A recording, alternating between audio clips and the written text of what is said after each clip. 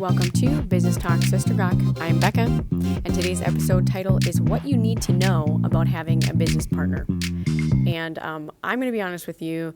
First of all, I recorded this episode a couple weeks ago, and something about it just did not feel right with me. And so I am recording it again. And so this is my second run through on this, and I don't have all my equipment today. I'm doing it on the fly on the road, so you're going to have to bear with me for the audio quality. But honestly, when I started going over all of the different things that I'd written down about business partnerships, I think the really big thing that I was definitely convicted by after I finished the recording is that it wasn't real enough about my personal learning with business partnerships, because I think part of it is that I want to be careful that I don't put anyone in a negative light based on my previous experiences. But at the same time, I feel that there's an important part of learning about business partnerships that I need to share. And so I'm going to try my best to do that honorably, but I wanted to make sure that I don't miss out on the actual meat of what I've learned in business partnerships that I really hope any person that's looking into becoming a business partner has in their back pocket to help evaluate what's going to be a good partnership in the future. So my first recommendation for thinking about having a business partner is really understanding that relationship and taking it seriously, because I think that there's been so many times in my life where I've just said, you know what, I'm just going to go out and I'm going to do this thing, and this person really is interested in it, so we're going to do it together. But the reality is that maybe that person wasn't as invested in the idea, or maybe we just had different visions and we didn't have a core game plan. And the times that I've done that, or I've trusted the recommendation of somebody else about whether or not a person is a good person to team up with, it's really come back to bite me. One really big thing about that I've learned is that you really have to get to know the character of a person if you're thinking about becoming business partners. And the aspects of, do they follow through on what they say they're going to do in their personal life? How are their personal finances? Because honestly, that's a huge part of, if you have bad money habits, they're going to transfer into other parts of your life, especially business, right? Because that's the same thing as having a personal bank account in a lot of ways, but you're doing it with other people. And what they're spending money on in their personal life really does reflect the things that will be valuable to them in a business that may not be valuable to you.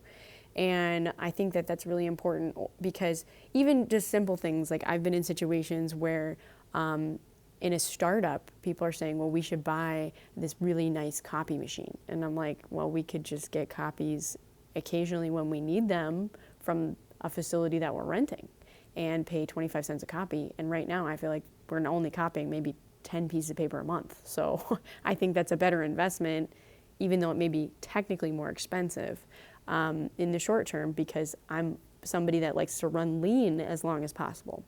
But full disclosure in that, I'm also the business owner that ran an entire year of business without internet in my house because I was hotspotting off my phone and going to the library every day. So I'm somebody that's willing to make those sacrifices because I know that I want to run as close to operations expenses as low as possible. And so I think those are really important understandings to come to with a business partner before deciding to team up, because their perception of money or themselves even, and what they need to wear and how they need to dress or what they need to drive can influence how willing they are to sacrifice for the sake of the business in a lot of ways as well. Because if they're used to a certain income every single month, and you're saying, well, that the business that we have is not going to be able to support that right away, or maybe for quite a few years, that is definitely something that you need to consider in a partnership. That commitment level is huge. Another area that I have learned, and this is something that I learned early on, even in high school, when I was in 4-H, because I did a lot of stuff with 4-H about money management and all that kind of stuff. And you could see easily that there were some people within that program that really were against teaching about money management. And when we started getting down to it, one of the core reasons that I started seeing is because, well, my parents got divorced over money, and I don't want to have anything to do with those conversations. Or my family thought that this was not okay to talk about, so I don't feel comfortable having this conversation with you. And honestly, there's a lot of things about how we were raised and what role money played in our lives that influences how we will then act about money within business. And I think if you're looking at having a business partner, that is a huge thing that you need to really think about when you're looking at partnering up. What is this person's perception of money? How has it played a role in their life? And what does it mean to them? Another question I would ask is, what does this person's commitment level to their previous jobs look like? How have they been? Do they have a resume? Do they have references? And I'm going to say that especially for somebody, some of you are thinking, well, I'm thinking of starting a business with one of my best friends I've known all their life. That's great. You have a huge advantage to knowing the character of that person. But when you come across ideas for like a startup or something that could be profitable, you don't always have that to your advantage. So I really do think it's important to not just rely on the testimony of one or two people, but really dig into that person's work history and loyalty to a company, all of those different things. Because honestly, I made that mistake before in having relying on the word of a friend, but only one friend, and I didn't dig into, well, how long have you known this person for, and what do you have in terms of experience with them when they've been under pressure, or all those different things. And that is another area that I would really recommend taking time to understand. What does this person look like under pressure? One of the very first jobs that I had coming out of high school, I worked at a summer camp. And the first couple weeks of camp as a director, we had to go on this big canoe trip, and it was 2 days, and I was thinking to myself, why are we going on this canoe trip? I do not want to do this.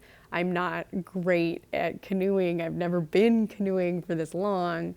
But we did, and they only fed us rice, and I had snuck some bacon but that's pretty much all we had to eat the whole time.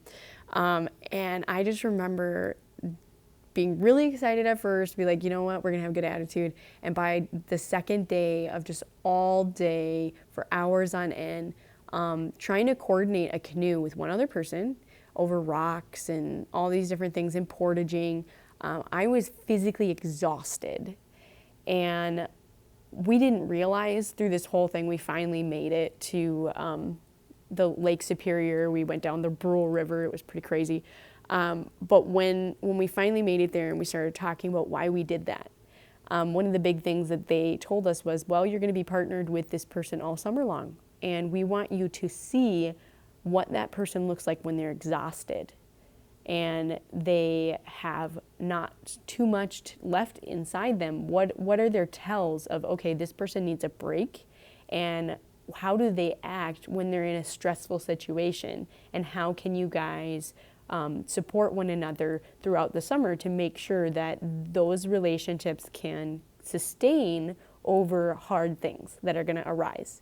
And I do think that that's a really wise thing. I never even realized it at the time, but looking back now, I'm like, wow, I really appreciated that because I saw the character of my coworker and the partner that I had all summer long, and knowing what that person needed so that they could have a break.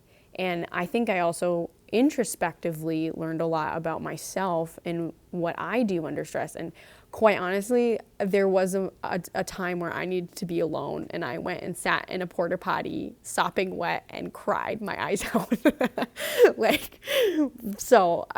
But we need to know where we're at in our own stress level as well, and how we're treating other people in a partnership.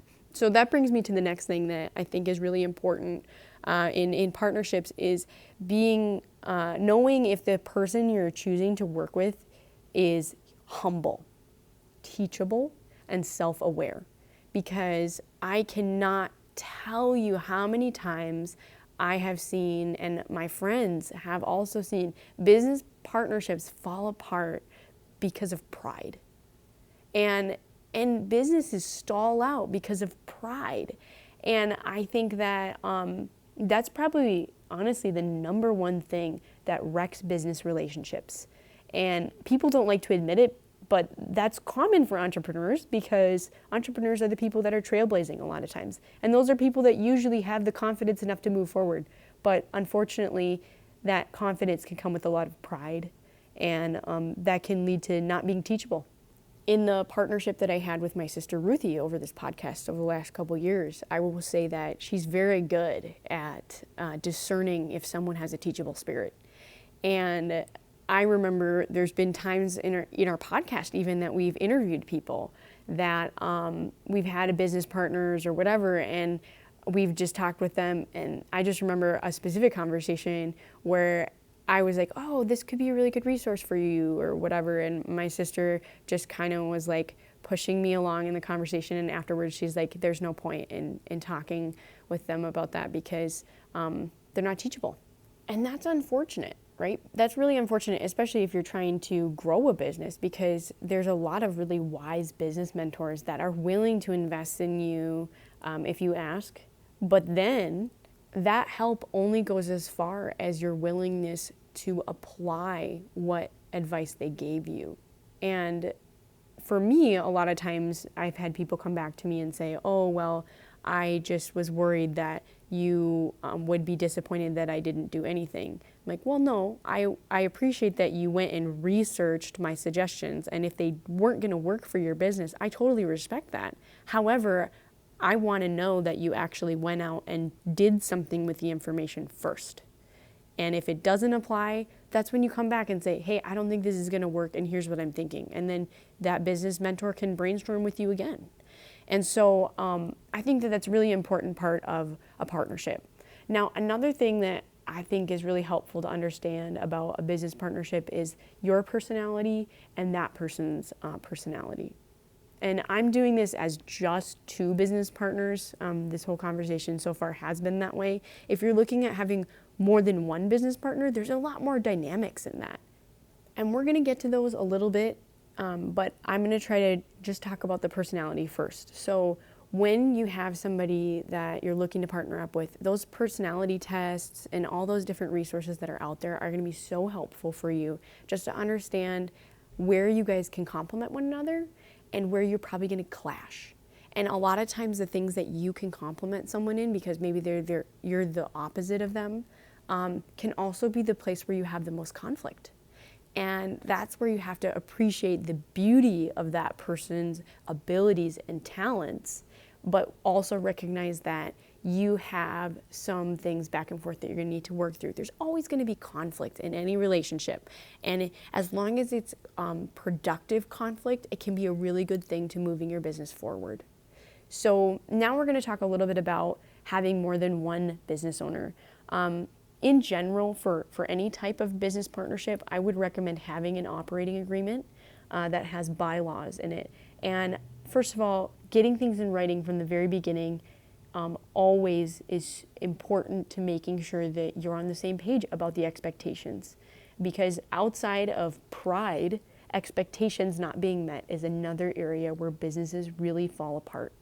And I think the expectation of how fast the business is going to grow, who's responsible for what within the business, who is allowed to make financial decisions for the business on behalf of the business.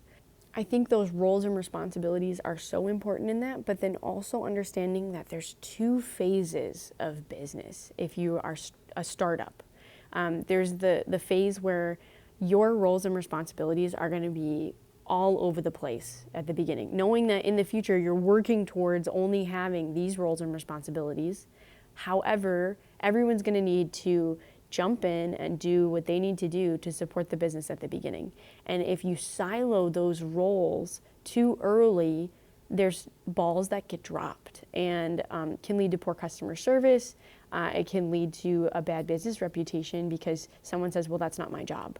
And that can be a really dicey place to be. So understanding that there's different phases to business when you first start out that eventually, once you get the cash flow to hire somebody to do the bookkeeping or whatever, you're probably both going to have to do a part of that until you have the resources. And so understanding what those roles are and signing off on those things together is really important. It's also really important because honestly, in my personal life, I've had a business partnership that I was a part of where if we had not put in place an operating agreement of what needed to happen and who was allowed to do what, it would have gotten really hard for me to justify, hey, this is in violation of our company bylaws, and this is not an acceptable way to do business. And if you're going to continue to do this, I'm going to try to seek remediation with you because that's what our company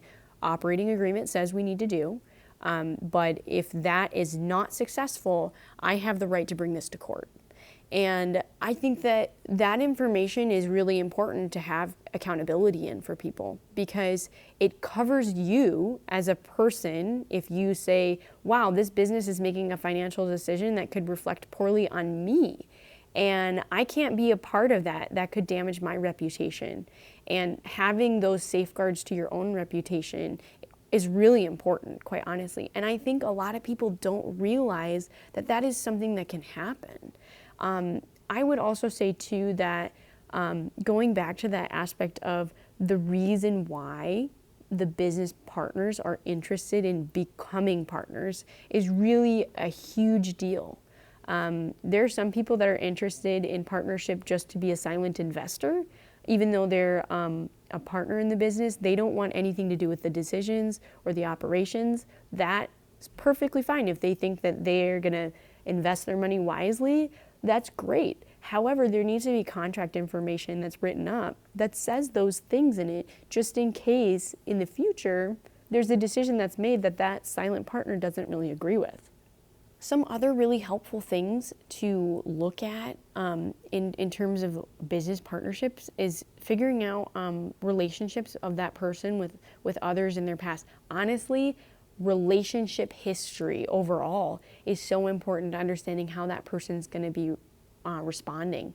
Because if you have somebody that is incredibly skilled in social skills, but when it comes to finances or something else, they're just not gifted, that's okay, but it can be an area of contention where actually it's damaged marriage relationships or relationships with their kids even, or whatever. And so it's really important to know a lot about that person and how they function before deciding that you're going to go into business with them, because honestly, that's your livelihood, your reputation, and potentially your finances on the line associated with that person. And that's why I say it's really important to take it seriously.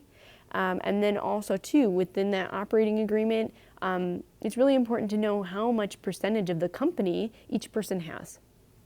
And when I say that, I think that you should be evaluating what value that person brings to the table. And a lot of times when you meet with a place like the SBDC or a business advisor or a lawyer, they'll ask you, well, what is each person contributing to the business as you're forming your business contracts. And when somebody, let's say the thing that they're bringing to the table is capital, great. But what does another person bring? Maybe they don't have the knowledge base, but they have the time. And if they're taught, they have all this time to be able to do that. That can be their value, their investment in the business. I think it's important to assign value and then to assign accountability for how much work that person is required to be doing within the business to be compensated. Because otherwise, I mean, I've seen this in family businesses where you can be on the third or fourth generation and you have aunts and uncles that are technically owners as a part of the business, but they do absolutely nothing for the business and they're on payroll. And that's not, first of all, ethical, but also completely draining the business's resources from being able to move forward in a agile way that can really limit the business's ability to make future decisions. And so I think those are huge things. Another area that I think would be helpful is coming down to the core values of the business and what the growth plan is going to be. I've seen business partnerships where everyone's like, yeah, we're going to get this going, and it's a side hustle, and eventually it'll be full time, but not right now. And then one person whose vision is more excited quits their job. And all of a sudden, this whole business has to support that person financially because they quit their other job. And it's like, whoa, we never decided on that together. Why are you doing this without our knowledge? And then coming back and saying, I need money to support my family, and but they're really not putting a lot of return into the business to make the business grow. So those are huge areas that I've just personally seen lots of conflict over, and I think it's really important to consider before choosing a business partner. And then finally, I would say that for you as a person deciding to have a business partner, is it really in your best interest to have one? Now, when I first started the podcast, I wanted to be partners with my sister Ruthie, because that was something I was like, I just cannot do this by myself. I'm a little nervous about it. I have my own personal anxiety, and honestly, it took me 2 years before we were finally like, okay, now we're ready to part ways. And that's a big scary thing for me in a lot of ways. I mean, this is honestly my second podcast recording by myself. And hopefully you guys are sticking with me for this 20-minute monologue. But anyways, thinking about what are your motivations personally behind getting a business partner? Is it because you fear something? Or is it because you're truly going to be more effective at running a business if someone else is doing it with you? I think those are really important things to evaluate, because granted, if we make an unwise choice, there's time to recover. But sometimes it will benefit your relationships in the long run if you really dig through those questions first and foremost.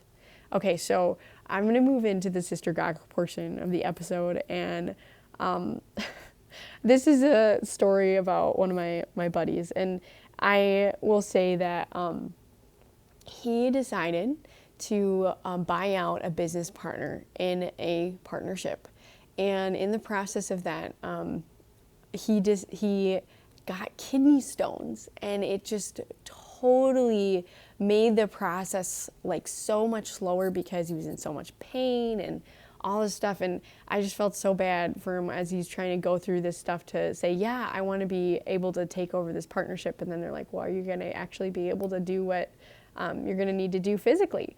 And thankfully they passed. And I'm so grateful that they did, because that's a lot to deal with, especially as you're trying to run a business or all that. But yeah, those are things that are completely unexpected. And I think that that's another area in the Gawk that I just was thinking about. I mean, there's so many times that I've heard stories from business owners where a business partner has passed away, and they find out that the business is over a couple $100,000 in debt, and the other business partner had no idea, or things like that, where it's really like, wow, it's important to know the people you're working with, but then also too, it's important to plan for unexpected things, because somebody could get in a terrible health situation, and is there overlap in or I guess another word for that would be redundancy in your training of what each business partner does? And also, do you have kind of a disaster recovery plan, or even an exit strategy if somebody decides, hey, I'm not going to do this in the future? And I know that that can be hard to think about, but a lot of times people have different areas of their life that they want to do, right? They want to enjoy their grandkids, or they want to have their own kids, or all these different things that a business maybe could not allow them to do, or at least a certain type of business. So I think those are all really good things to talk about, and having those goals from the very beginning of what you want to do someday is, I think one of my friends calls this your big, hairy, audacious goals. And I'm pretty sure that that's not something she coined, but I think those are important to have regardless of if you're starting by yourself or with a business partner, because it can really help set the stage for where that business is going to go. If you have more questions though about business partnership, feel free to reach out to me on social media, Business Talk Sister Gawk. And also, If you enjoyed this episode, you should give me a review on Apple Podcasts, and we will see you next week.